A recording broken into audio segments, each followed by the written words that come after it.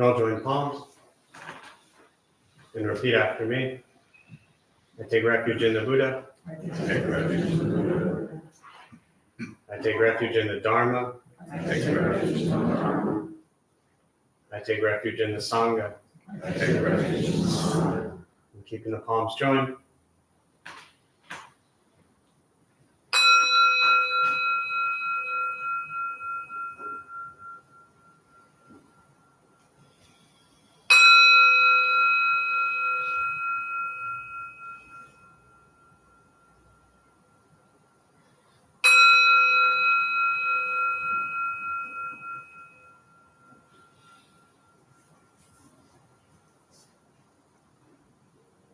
Put the palms down.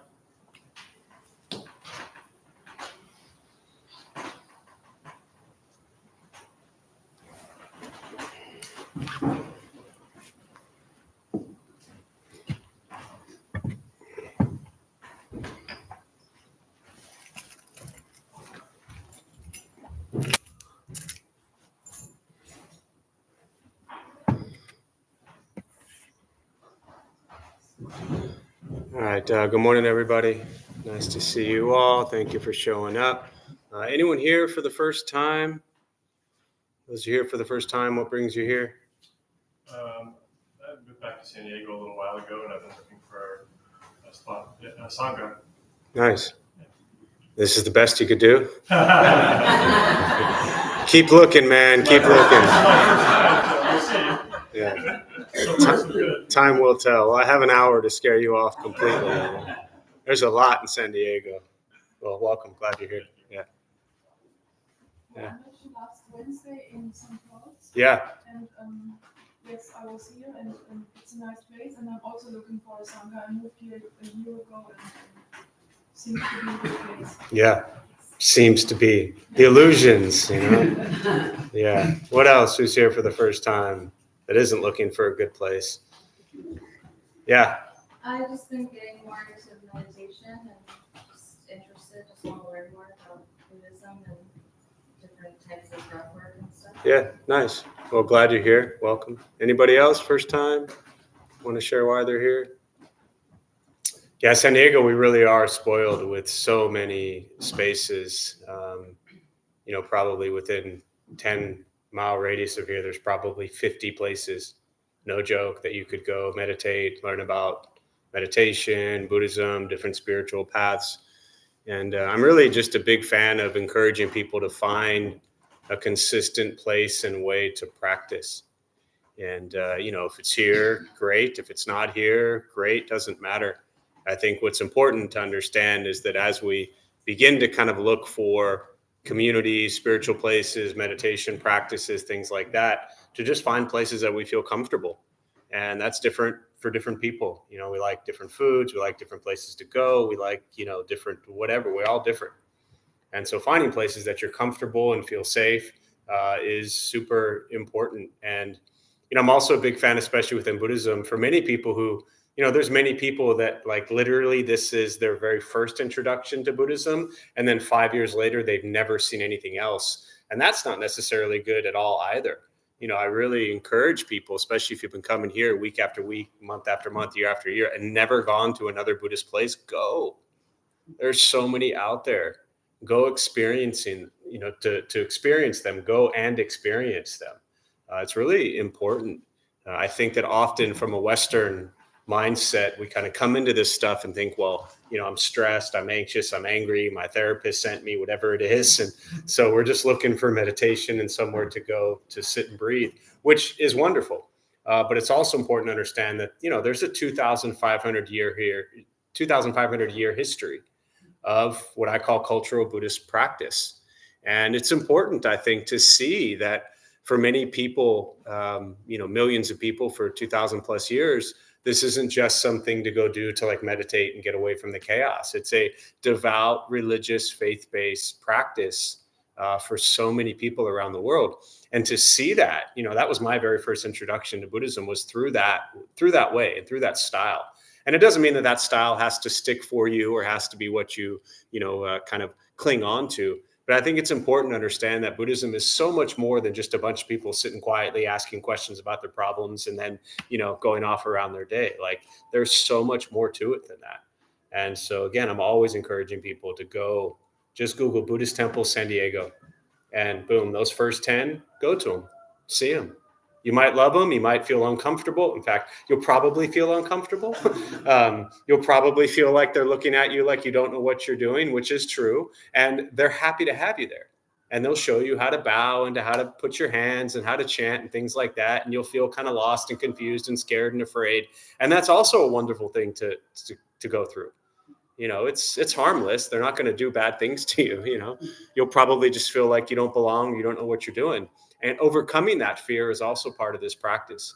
But to see that there's so much more to this path than I think a lot of Western people really engage with is important. And so, like I said, showing up to some of those places and checking them out is a good way to see like what it's like. Because for me, the first few years with Buddhist practice, and then we'll sit, it wasn't about meditation and sitting around asking questions how to solve the problems in our lives. Like, there was none of that. Zero. It wasn't until I got engaged in Western Buddhism back in, probably 2005, 6, really, that I saw like, oh, Western people just want to talk about their problems and use meditation and Buddhism to solve them, right? Culture of Buddhist practice is so different. So it's hard to put into words what it's like unless you experience it. But something to check out. So hopefully next Saturday, I won't see any of you and you'll all be somewhere else bowing and chanting and having some, Buddhist nun yell at you because you're bowing the wrong way. It's such a wonderful, beautiful experience. So I highly encourage you to check that out. So, all right, with that, we'll start with a meditation practice. A couple things to tell you for those who might be sitting for the first time or here for the first time. Nothing's going to happen to you. You're not going to float away. You're not going to have any mystical, magical experiences. The mind that races all day long is not going to shut off. Don't judge your practice, meaning don't ask yourself, is this working or not working? Are you doing it right or wrong? We're just going to sit. We're going to breathe. You'll hear sounds inside, sounds outside. This is life. Life is filled with chaos. And this practice is learning to get quiet and still within all of the chaos. Posture, you want to be comfortable. If you're on a cushion, often it helps slide into the front third, pushing the stomach forward. Allowing the back to straighten, shoulders are relaxed. If you're on a bench or chair, however you're seated, just trying to sit comfortably upright if possible. If you need to move during meditation, simply move. It doesn't make you a bad meditator. And most important, especially if you're new, you're not going to shut your mind off. It's not going to go blank. You're not going to think nothing. Your mind will race. I'll say things periodically to wake you up or bring you back to present moment. I'll guide us as we begin, and we'll settle into a little bit of silence.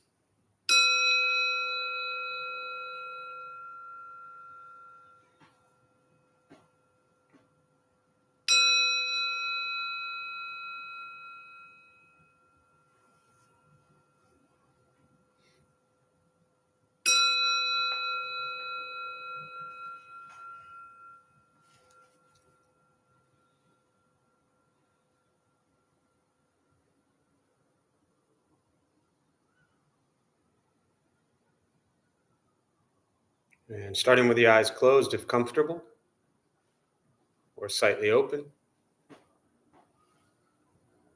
Mouth is open or closed.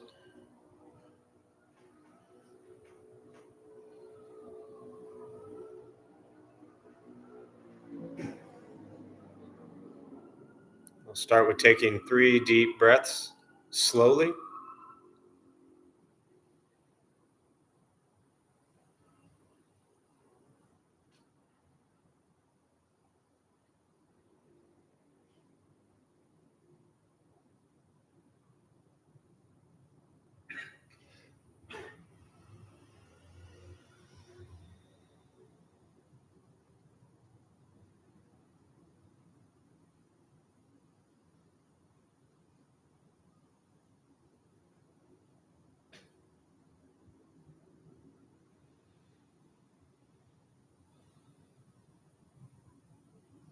And eventually, settle into a natural rhythm of the breath.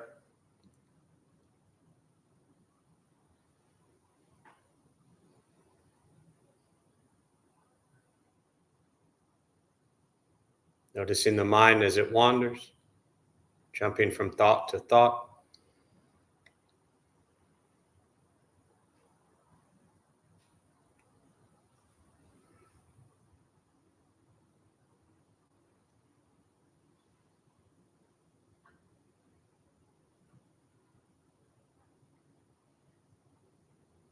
Start with gently guiding the attention, focus to the stomach or chest.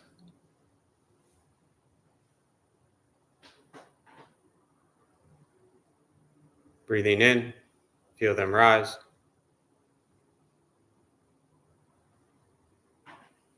Breathing out, they fall.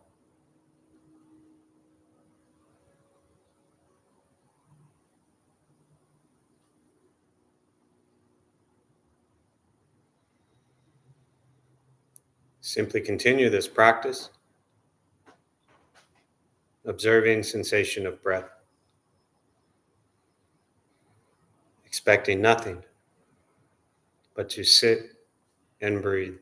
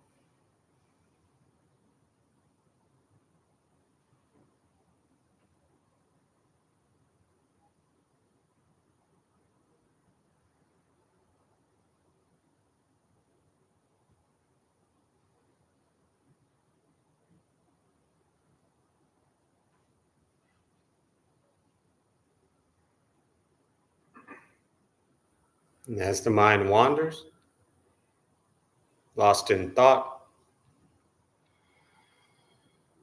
recognize it.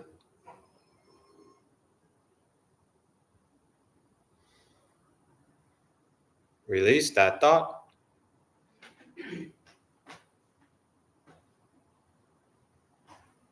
Return attention, focus to the breath.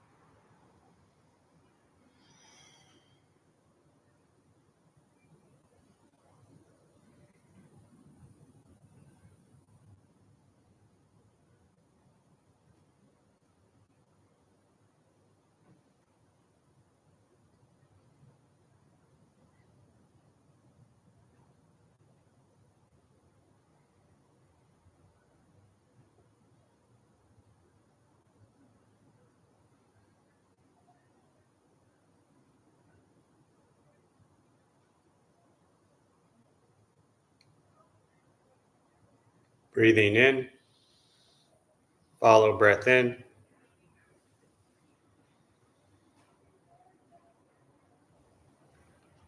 Breathing out, follow breath out.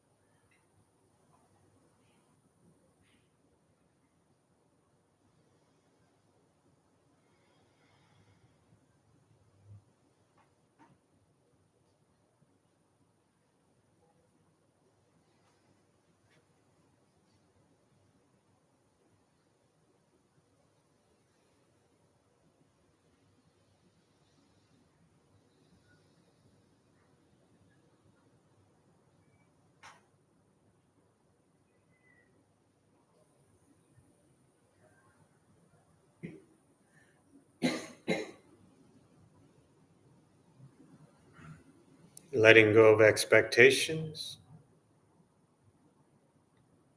letting go of judgments from your practice, just sitting, breathing.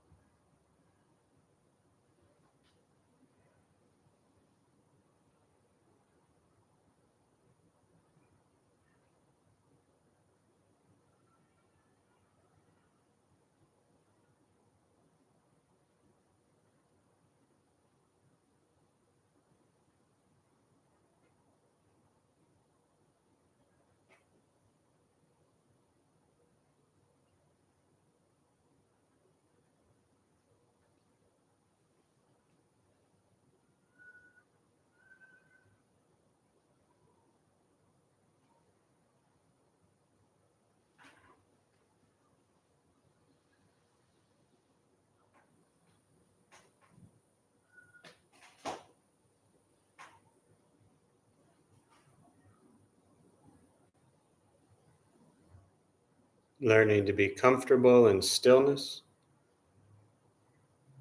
in quiet, wanting nothing but to sit and breathe.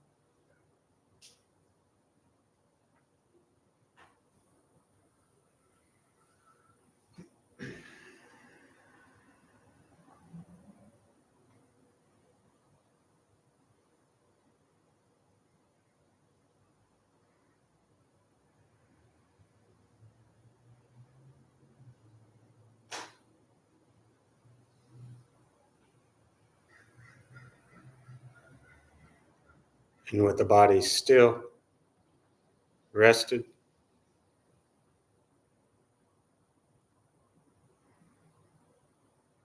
and the speech quiet, aware of all sounds,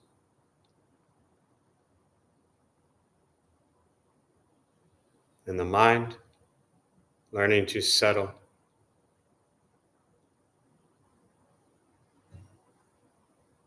Know what it's like to just sit and breathe.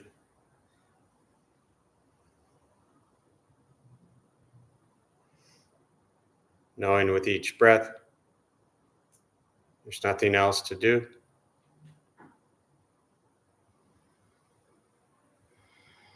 Nowhere else to go.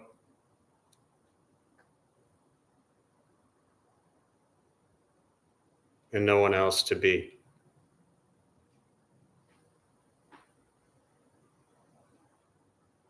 Everything beautiful, exactly as it is. Sitting, breathing.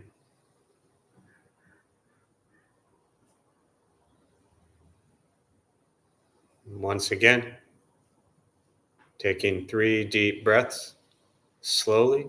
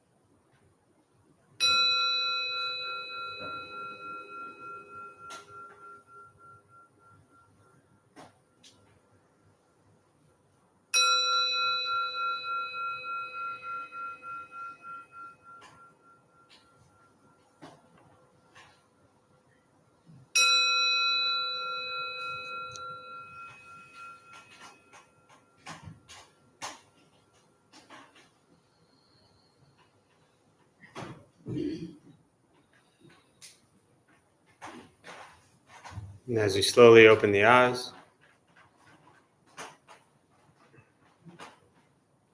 slowly beginning to move, and most important, with the practice of meditation, is to recognize how you feel now,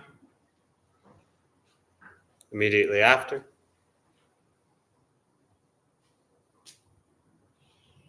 Compare this to how you typically feel throughout your day.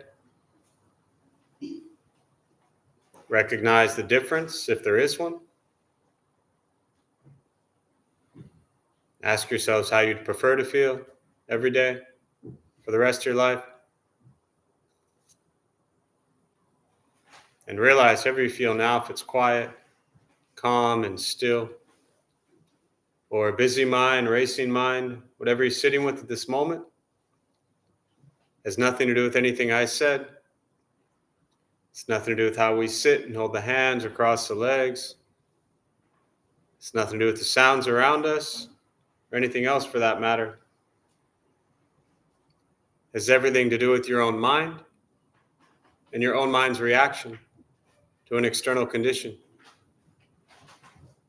This is what the Buddha called pratitya samuppada, means dependent origination. This is the basis of the Buddha's awakening. The word Buddha simply means awakened. He was a human being, no different than any one of us, who began to understand why he suffered, why he got angry, sad, depressed, stressed, anxious. He began to understand the causal relationship of all phenomena. What that means very simply for all of us, regardless of where you come from or what you believe in and where you think you're going, your whole life is filled with things that happen. You react. More stuff happens, more reactions. That's it. This practice is simply learning what it's like to respond to something quietly, peacefully, still. Because for most of us, the way you responded to the last 20 minutes is quite different from how you respond every other 20-minute period of your day. And so all we're working on is closing the gap where the way you feel now is closer to how you feel always. Just as driven, motivated, productive, successful, whatever that means to you in your respective lives.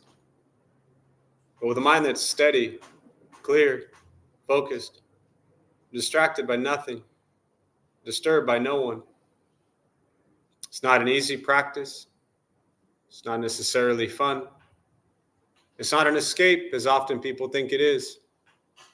If your life is a crazy, hectic, stressed out mess, meditation doesn't fix that. It helps you become aware of a life that's a crazy, hectic, stressed out mess so you can then make changes in your life. This practice is direct perception into the present moment, learning to be with life as it arises, which is filled with conflict, chaos, difficulty, challenges. That's what we get every day. It has always been that way, and it will always be that way. The world has always been a mess, and it will always be a mess. But the question is, are you a mess? And that's what we're looking at. This practice is not about ignoring or avoiding or sitting in a place of privilege and pretending everything in the world is great. It's not. But this practice isn't about changing everybody else and fixing everyone else. This practice is a chance to look at yourself, your thoughts, your words, your actions, and how that impacts your life and the life of those around you. It's really easy to point fingers and blame everyone around us for all the problems going on. It's really difficult to hold up a mirror and be honest, to reflect back on yourself and understand the role you play. Meditation is free. Buddhist practice is free. It's just sitting, breathing, learning to be kind to yourself and every single person you encounter every moment of your life. That's why it's so easy. You just have to walk around and be nice to people all day long. Not that difficult, right? Once we stop trying to change, fix, control, manipulate everything outside of us, and we work on changing our mind and our reaction to the world around us, life gets simpler. And then we can engage in the world and come from a place of loving kindness and compassion. And if we want to see change, then work your butt off to create change. But do it from a place of loving kindness and compassion, not from a place of hatred and anger, frustration, resentment, which is where so many people are coming from. So with that, I'll pause. For me, I really always prefer to respond to questions, meditation, Buddhist practice, anything you're sitting with. And to those who are joining virtually, welcome. Glad you're here. Thank you for showing up. Feel free as you are. There's a chat box on your screen to say hello. If you have any questions, you can put them there. I'll do my best to respond, and we'll use the rest of our brief time this morning for questions. I didn't do my homework, but the prayer you say in the beginning of each session, can you explain more about it? You mean when I stand there and we take refuge in the Buddha Dharma Sangha? Yeah. So at the very beginning, when I come in, always, and for me, this goes back to, well, let me start by saying this, kind of similar to what I was talking about earlier. Every Buddhist place you go to, you're going to get different rituals, different prayers, different things, right? Different stuff happening. Depending upon the culture, lineage, etc. One of the most common ones you'll see is what's called taking refuge at the beginning of almost every formal practice in many Buddhist traditions, not all, but especially in my Mahayana, specifically Zen background, always starts with the taking refuge, reciting the Heart Sutra, and then you go into whatever else you're going into. So for me, when we started Dharma Bum Temple, we started it to really pull away from the cultural and a lot of the kind of religious seeming offerings, a lot of the rituals, because that's a lot of what turns people away from stuff. So we really don't do much of that here. But for me, this is very formal practice. And so I feel that it's part of my practice. I'll explain what it is in a minute, but I think this is important as well. And so then I offer for those who want to join Palms. I'm looking that way. I don't care if you join Palms or not. I don't care if you say it or not. Years ago, there was somebody who he said that, he'd been sitting for a couple of years. And he said, when I first asked everybody to join Palms, he was like, I'm not doing that. I'm not joining that weird religious culty stuff and joining Palms and following them along. And so for 2 years, he resisted it. And he said one day he found himself at work and he was really just miserable, having a bad day and getting really irritated. And all of a sudden, out of nowhere, he told me this story years ago. He put his palms together and he didn't even know why, but he just brought his palms together and it kind of settled him down. So before I say what I'm about to say, in those moments, it's somewhat irrelevant what it means to me or even in traditional Buddhist practice. The question is, how do we feel and what do we sit with during things like that? Yeah. So specifically what we do when we join Palms to take refuge, the first thing is take refuge. So when you hear the word refuge, what does that word mean to you? Just kind of shout out what the word refuge. Safety. What else? Shelter. What else? Comfort. Home. So safety, comfort, shelter, home, protection, whatever refuge means to you, right? So we're taking refuge in. Now it's called the triple gem. What are these three jewels as they're referred to in Buddhism? The first one is the Buddha, right? Now, Buddha just means the awakened one. So when we take refuge in the Buddha, it might sound as if we're taking refuge in the Buddha himself, right? He died 2,500 years ago. He cannot help you right now. You are on your own, my friends. So if you're looking at him to save you, fix you, heal you, you're going to be looking a long time. Right? What we're taking refuge in the Buddha is in essence what's called bodhicitta or Buddha nature. And the idea with this teaching is that the Buddha was a human, right? He woke up, he ate, he walked, he slept, he went to the bathroom, whatever it is, he roamed through his day. And then he died at 80 years old. So we go through our day. We wake up, we eat maybe, we sleep maybe, we move around maybe, whatever we do, and then we're going to die. So he was human, we're human. So we take refuge in the idea that if the Buddha, just some regular dude, could figure out how to end his suffering, then so can we. So for me as a practitioner, that's very comforting to know I'm not relying on anybody else to make me happy. My misery is created by me. My joy and happiness is created by me. I find that incredibly liberating. It would suck if I was sitting around waiting for somebody else to heal me, fix me, and solve all my madness in my head. I would die waiting, So it's nice to know that I can do that myself. Haven't quite figured out how yet, but it's still nice to know that I can, right? Second thing is the Dharma, and those are the teachings of the Buddha. So we find safety, comfort, protection, all the things we talk about, the buzzwords in Buddhism: loving kindness, compassion, joy, equanimity, generosity, morality, patience, diligence, concentration, wisdom, all that kind of nice Buddhist kind of practice-y things that we talk about. That's the Dharma. Those are the teachings. So I know that if I practice loving kindness and compassion, I'm going to be kinder and gentler to myself and others than if I practice anger and hatred, right? So that's the practice. And the third one is the Sangha. The Sangha is the community. At the time of the Buddha, it was the monks and then the nuns and the disciples, and kind of then the lay community and the animals and everybody was around. Fast forward to today, Sangha is, community of people coming together, looking at meditation, Buddhist practice. For me, Sangha is about challenging each other, holding each other accountable, being honest with each other, pushing each other, motivating each other, being just fierce with each other, because this practice is not easy. To me, Buddhist Sangha is not about just like this gentle, everything's going to be fine, let's go to Disneyland. Life is rough. And often to get through life, it requires, the practice is called waking up. And so I've always found Sangha as a way to challenge and inspire people and motivate people to kind of get over the fluff and wake up to your crap, So that's the triple gem. Yeah. What else? Yeah. Can you talk about how addiction fits into Buddhism? Yeah. And because sometimes it just feels like even when you become aware, you just still don't really have much control over that. And then maybe what you've seen help people with addiction. Yeah. So the question is, can I talk about, for those who didn't hear virtually or anyone, can I talk about the role or what kind of place addiction plays into Buddhism? And you're saying even if you see it, not necessarily being able to stop, whether it's for yourself or anybody else.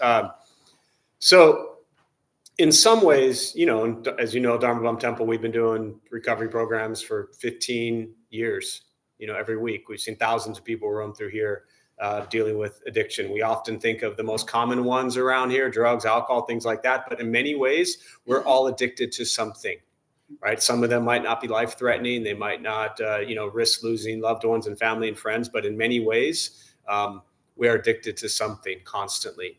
And this is really rooted in the Buddhist teachings of craving and desire.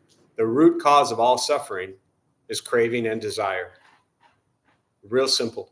Again, in the recovery world, we talk about it being drugs, alcohol, or whatever other addiction that might be ruining your life. But people can get addicted to meditation, to spiritual practice, to wearing certain clothes, to buying certain food, to living in certain places, to talking to certain people. We can get addicted to what we consume, social media, right? On the news, watching TV, whatever it is, constantly addicted to something. Now, when we are addicted to something, regardless of what it is, again, maybe a third of the people in here, I'm just guessing, are in recovery for, serious addiction. The rest are just addicted to random stuff that might not be ruining your life, but it's definitely impacting you in a large way. So think about what we are craving and desiring. When we crave and desire something, right? The first noble truth, life is filled with suffering. Doesn't mean all of life sucks, but it means we're going to suffer a lot. The word is dukkha, often translated as suffering, but that sounds so heavy and traumatic, right? Discomfort, angst, dissatisfaction. The second noble truth is the cause of our suffering. And this is greed, anger, and then ignorance. Now, greed isn't just like, I want more money, more clothes. Greed is craving more. Do you ever feel like what you have in your life is not enough? Do you know that what you have in your life probably is enough? Yes. The answer was yes on both questions for those who didn't hear, right? So this is a problem. So we were all addicted to something, to craving more, because we're afraid that what we have isn't enough. Why? Does everyone in this room, I don't need to show hands or anything like this, I've done this enough times, but does everyone in this room have enough of everything you need in your life, probably to live for the rest of your life? Enough clothes, unless you gain like 100 pounds and need to, size up a little bit, or lose 100 pounds and need to size down a little bit. Most likely, everybody in this room has enough clothes to last the rest of their life. Are you going to stop shopping on Amazon? No. Why? Because we want more. Billions of dollars are spent telling us we need more. There's nothing wrong with having more. I also want to point that out. Right? Yes, the Buddha was a monk. Yes, he went from the life of a prince to having wealth and riches and got rid of everything and lived in a robe every day with like 7 items. That was it. He had a razor to shave his head. He had a blade or something to sharpen the razor. He had a bowl for food. He had 2 robes. He had a needle and thread to sew the robes. 7 items. I got like 7 items in my pockets right now, right? Not counting my phone, which has like 1,000 of them. The problem is not the items. The message here from the Buddhist teachings is not that you have to get rid of all your stuff, right? The question is, what do you do to get it? What if you lose it? That's the question to really explore. So in our craving, in our addiction, why are we constantly seeking more? And very often it's because we feel like what we have isn't enough. We're afraid.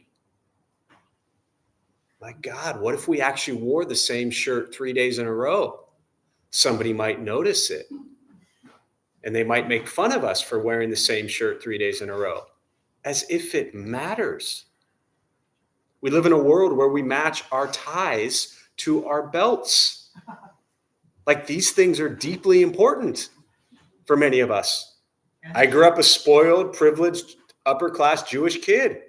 Every season you had to change what clothes you bought because the magazines tell you to. This is how we grow up. And then we wonder why we're so attached and why when we lose important things, it's so hard for us. I remember having like 20 pairs of shoes, making sure that each shoe was worn on a different occasion with a different sock and belt and tie and a different season. My God, that drove me insane. But it wasn't until I realized, going back to the awareness part to your question before I ramble for like 3 hours on that, going back to the awareness part, okay, so then the awareness comes in. So, oh my God, I'm addicted to all this stuff. I think it matters. Then the question is, what do you do about it? And that's where you have to sit and ask yourself honestly, like, why? what is this really all about? And it will almost always boil down to our attachment to our sense of self that says, I am so concerned about what others think about me because I think what others think about me matters. Why does it matter what other people think about you? There's probably 10 people that you could tell me right now that love you. And probably 10 people you could think of right now that don't. None of them are right about who you are. Those are all just their interpretations of who you are, their experience with you. That doesn't define you. That's not who you are. That's not what you are. That's other people's opinions of you. And I hate to break it to you, but your opinions of other people also don't matter. So, sorry, you're not off the hook. So the real question is to overcome these. And let me say this as well, for someone who's worked in recovery environments truly for 30 years now, since I was 20, right? So you're talking about chemical dependency, addiction, things like that, like real heavy addictions, which are potentially different from other day-to-day things that I'm talking about, this craving to like make sure I have a new car or new whatever, right? But it still very often comes down to this attachment to this sense of thinking I am most important and I must protect me. And what if I don't have it? There's nothing wrong with having stuff. The message is not get rid of all your stuff, as I said earlier. The question is, why do you need it? And if you have 100 shirts and you get rid of 50 of them, as I've been sharing this practice for years, there's 50, if you're a woman and you have women's clothes, you can go down to Rachel's house right now downtown, and there's thousands of women that need clothes for, abused women. And they would love new clothes, but we need 100 of them. We give away 50. We feel great giving away 50. We still have 50. You'll probably survive the week on 50 shirts. So does that help? Everything in Buddhist teachings is craving. Oh, go ahead. Yeah, I get what you're saying, Olive, but I'm more talking about like specifically food addiction, sugar addiction. Yeah. And it's something that's, it's something that I think probably more people experience than they're even aware of. And it's so socially acceptable. You can be using in front of a room full of people and they don't even know that you're using. Yeah. So I'm specifically talking about that. So am I. Yeah. Everything I just said applies to food addiction. Everything has told us what we should eat. Everything. And we've been conditioned, for most of us, since we were little kids to consume these types of food. So like I said earlier, with certain addictions, the chemical dependencies, the, drugs, alcohol, food, things like that, the brain is changed. But everything I said applies to any addiction. It truly does. The craving and desire that what we have isn't enough. Now, I'm not a doctor. I'm not a scientist. I don't study the way the brain works, but you can look at addiction therapists specifically with food addictions, and they can give you a whole bunch of other stuff. But there's something going on with every addiction, regardless of what it is, that says, I need that because that's going to fix something. Because you're stuck, not you personally, but we are often stuck thinking we need to be fixed. When we're craving something, we're trying to get away from something. And very often what we're trying to get away from is this feeling of discomfort and angst. So the problem isn't so much, again, I say this with an asterisk, very large one, isn't so much the drug, the alcohol, the food. The problem is, why are we not okay that we're needing to escape to something? That's where Buddhist teachings really looks at understanding that you're okay, just as you are. But the food comforts us, the drug comforts us, the alcohol comforts us because we feel discomfort. And this practice is learning to sit with discomfort. Right? We all sat for 20 minutes of meditation. You all had a million thoughts. Some were pleasant, some were unpleasant, some were neutral. So Buddha teaches pleasant, unpleasant, and neutral. For all of your thoughts during the 20 minutes of meditation, pleasant or unpleasant or neutral, what'd you do with them? Did anybody get up, yell, scream, kick, eat, use, drink? No. You had uncomfortable thoughts, I'm sure. I'm guessing. Unless you're all just fully pure enlightened beings in this room. You had unpleasant thoughts, you had pleasant thoughts, and you had thoughts that were just like, I wonder, I don't know, whatever, like neutral. But you sat with them. So you are training yourself to sit with discomfort and comfort and neutral. So the training of the mind to be present is how you cut a step to cut through addiction. Yeah. Kind of a little bit on that, and I've been thinking a lot about enduring versus accepting, and it's a difficult proposition to get to the point of acceptance versus just enduring, so whether it's pain or discomfort. Yeah. So this idea, your comment was you've been thinking a lot about enduring versus acceptance, and you're saying what was the last part? It's difficult to get to acceptance. Yeah. So I'm always like, from a kind of Buddhist lens, when people say accept things, it's always important to understand that when we say of course, this depends on what you're talking about, but it also still applies, I think, to everything. When we typically, and this is just semantics, use the phrase "I accept something," or let's say someone, for example. You have anyone in your life, family member that drives you crazy? Pretty safe bet, right? To go there. To say you accept them. One might say it's difficult to accept them. Now, for you to accept a person, what that really says to me is that you're not okay with them, but you're going to accept them. Why are you not okay with them? So this idea of acceptance really is about, in many cases, this idea that people need to be how we want them to be. You don't have to accept anyone, and they don't need you to accept them. They are just existing. Why do we feel this overwhelming desire to have to accept? Because we want them to be who and how we want them to. Anyone in this room had anyone they love and cared about and really wanted them to be a certain way? Well, that is not non-attachment. That is love. That is not love. That is controlling. That is manipulation. That is wanting them to be how you want them to be. And then you're saying, well, I'll accept you. You're a terrible person. I don't like who you are. I don't like what you do, but I'll accept you, so it's okay. I went to my Buddhist class. I'll accept you. I mean, you might as well just tell them you still think they're a piece of you-know-what.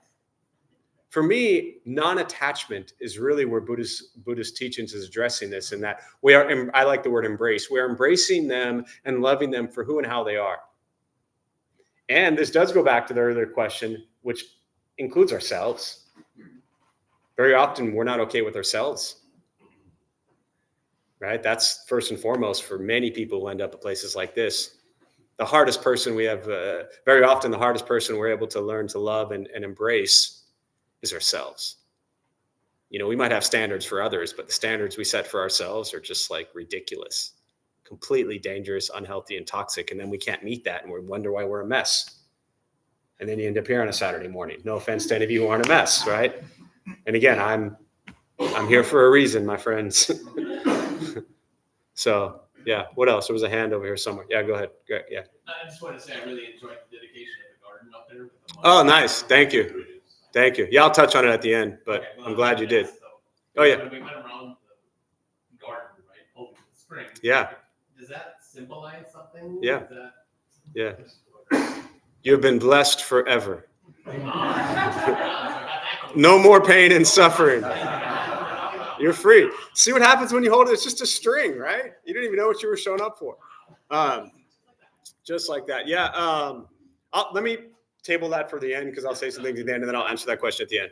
Yeah. How do you know, I guess, like when you're really truly being authentic? Because I feel like there's all these layers, to trying to like find understanding, but there's even like desire and like reaching and that, and it's like you can kind of get caught in the loop. Yeah. Or whatever, and I just wonder, it's like once you know that it's real and there's not all of this stuff in between. Yeah, great question. Not that the other weren't great questions, but so the question for those who didn't hear it was, how do you know when you're really being authentic? And there's kind of all these layers in between, and this craving to be authentic, and is that really authentic? For me, it is similar to the response whenever people ask about, so as I said, the second noble truth, right? Greed, anger, ignorance. We overcome greed with generosity. We overcome anger with compassion. We overcome ignorance, ignoring reality, with wisdom.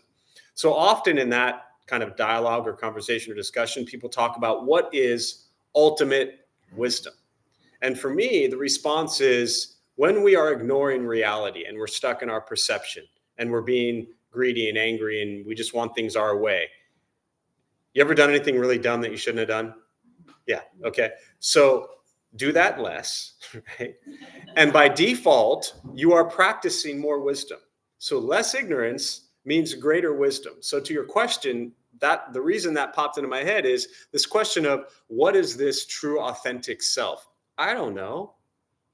I can't tell you what your authentic self is, nor could I necessarily even know what my authentic self is. But what I can know is when I'm definitely not being that way. So if I'm stuck in tons of like self anger or hatred or judgment or critique of self or others, and I'm just kind of living this facade or pretending, and I'm not really being genuine with who I think I am, or all that kind of, Western psychology stuff, right? All of that means you're not being your true authentic self, right? I'm of the belief that we have enough of that we could spend years filtering through before we worry about getting to like that tiny little seed that is our authentic self. So we filter through all the stuff that we know to be not our authentic self. And as we get just right about close to what this authentic self is, then we begin to explore the Buddhist teachings that says there is no self. That is the teaching of non-self. So there is no authentic self that you're actually trying to get to in Buddhism. Doesn't that make it easier? I mean, confusing, of course, especially early on. Are you familiar at all with the Buddhist teachings on non-self? A little bit. Okay, just spend the next week or two Googling it. And just Google not Buddhist teachings, non-self, and just read a bunch of stuff on it. For the most part, stay in the first couple Google search pages and you'll be all right. And if you see some weird stuff, like, go back. But really is the practice of non-self. And that, because, and I think I heard this in your question, like this trying to identify what this authentic self is still wrapped up in a label and a judgment. And so non-self is beyond labels and beyond judgment. So authentic self sounds, and you said this, like this direction we're trying to become.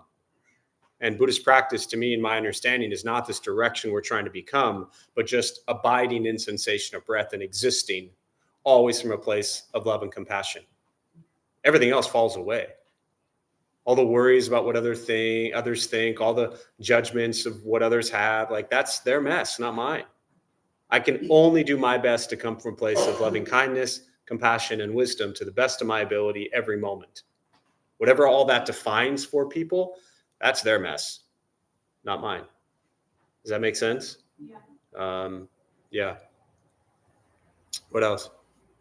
Yeah, we'll go in the back there. Yeah. Can you talk about the link between vegetarianism and Buddhism and why? Oh, such a lovely topic at the very end. So talk about the link of vegetarianism and Buddhism and why. Yes, this is like, there's a few questions that like everybody's like, oh, okay. So let me preface this. Great question. Let me start out by saying that as I'm about to share these ideas, Buddhist teachings around ethics and morality and the 5 precepts of to refrain from lying, to refrain from killing or harming, to refrain from stealing, to refrain from sexual misconduct, and to refrain from intoxicants. These teachings are not there to make you feel guilty.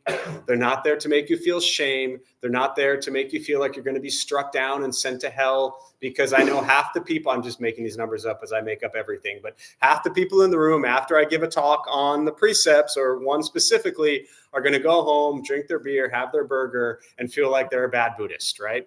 I share this story from years ago where we did a precept ceremony. For those who don't know, and I'll close with this kind of these thoughts, and then I'll touch on the garden. But for those who don't know, Buddhist teachings around the precepts, right? There were 227 to 311 precepts that the Buddha taught to the disciples, to the monks and nuns. It wasn't the precepts, well, they're not like the Buddha sat and made up a bunch of rules.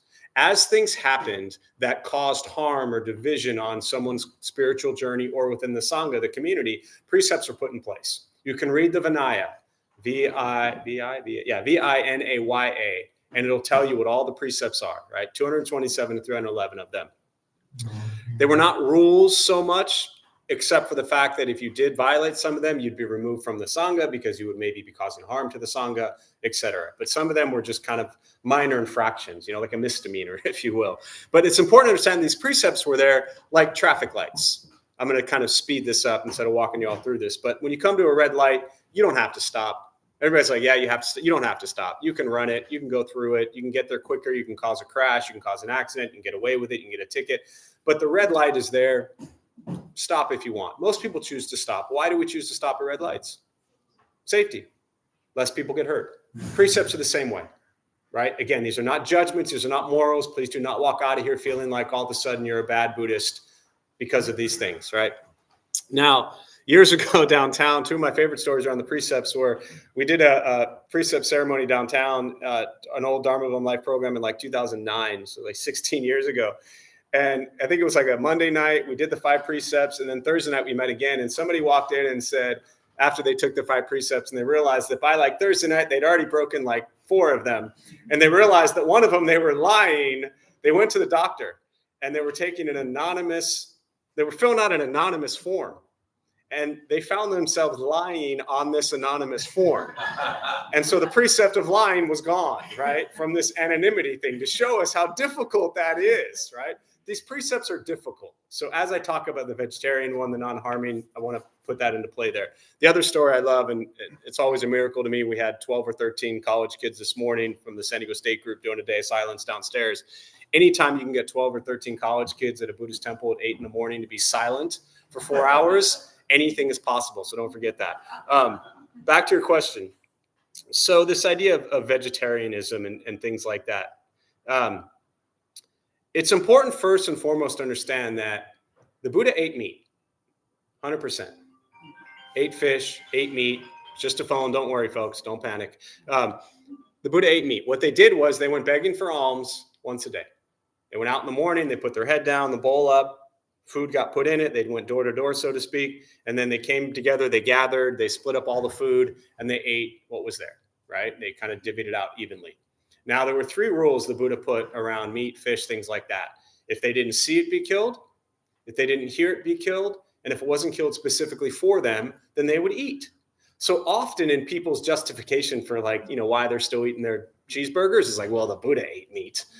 Yeah, but the Buddha wasn't roaming through Vons with a million selections. Please, if you want to eat meat, eat your meat. If you want to eat fish, eat your fish. Totally up to you.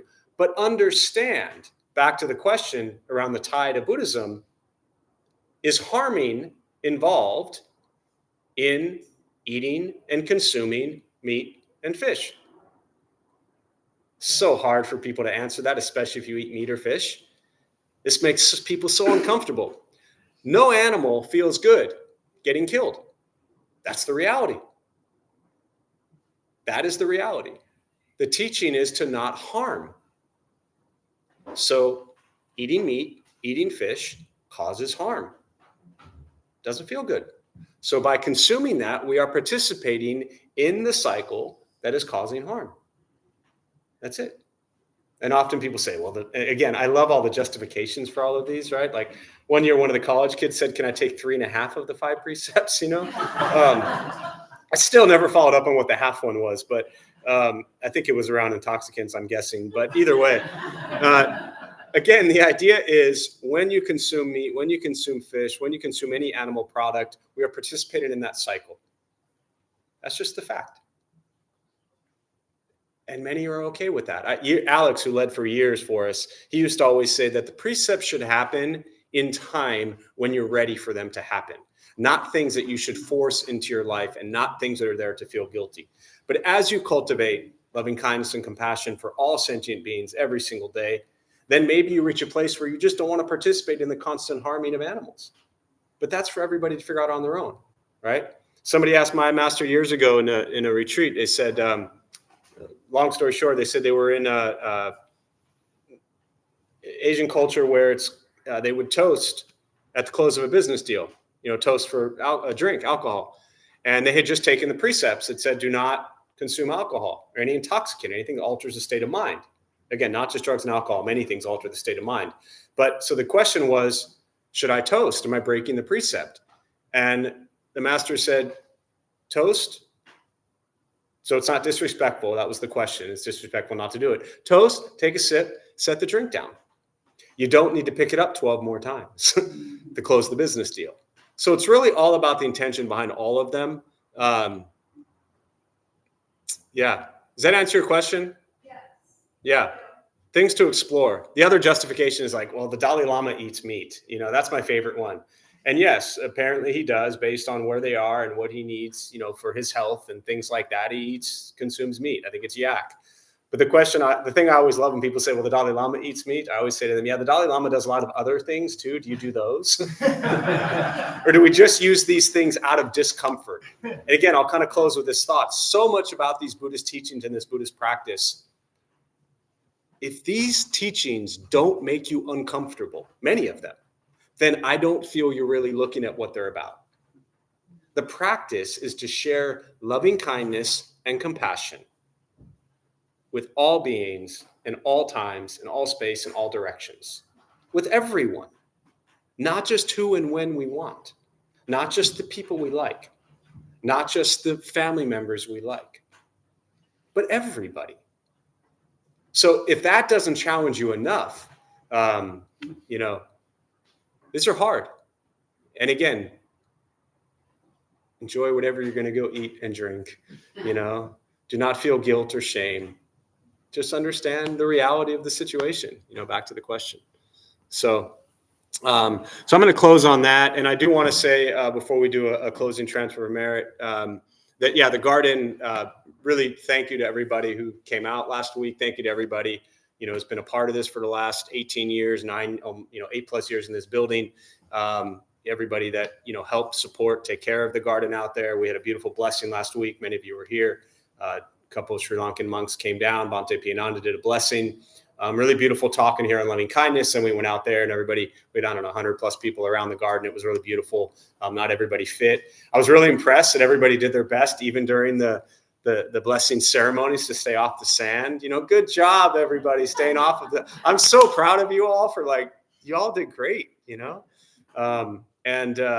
It was really beautiful. And so one of the things they do, very traditional in Sri Lankan culture, many Theravada cultures, but they'll take a string.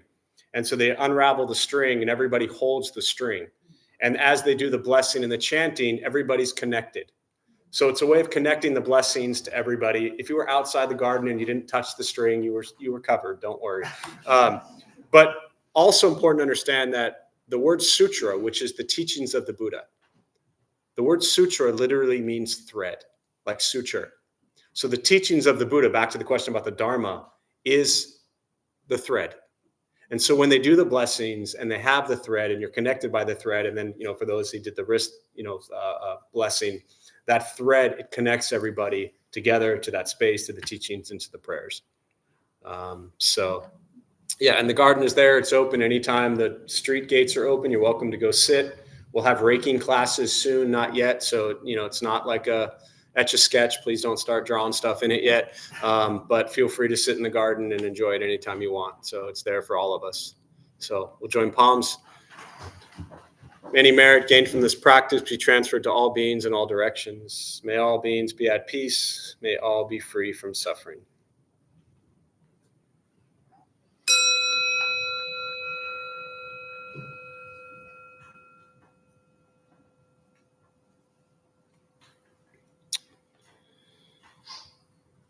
All right, we have a few announcements from, which one of you is doing the announcements? Anne, Dharma Bum host Anne is doing a couple announcements, so you can all sit tight for that. Thanks, Anne.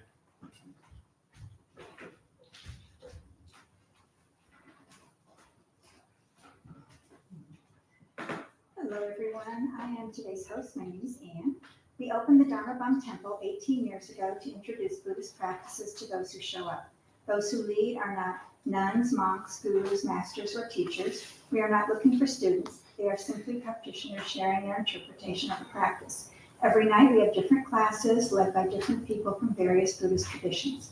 We have a recovery sangha that meets several times a week for anyone with addiction, and food redistribution program is every Thursday at 4:30. We have classes and programs every day, and everything we offer is always free. The full schedule is on our website and also posted in the entryway above the shoe rack. We have a lending library. If you see a book you like, please feel free to borrow it and then bring it back whenever you are done with it. They're going to do cleaning after this is over today, so if you want to join that, please feel free. Next Saturday is the half day of silent meditation retreat.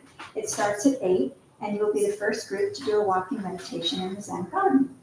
Please straighten your seat or a cushion before you head out. If a few people could stay and close and latch the windows, that would be helpful. Thank you for being here. We wish you well and hope to see you all again. Tiffany, do you want to raise your hand? So anybody who wants to stay, because of the blessing last week, we moved the cleaning to this week. So Tiffany right there by the door, she will help guide you. So anybody who wants to stay for 20 minutes or 5 hours and help clean, there's Tiffany. Thank you all. Thank you. Shabbat shalom.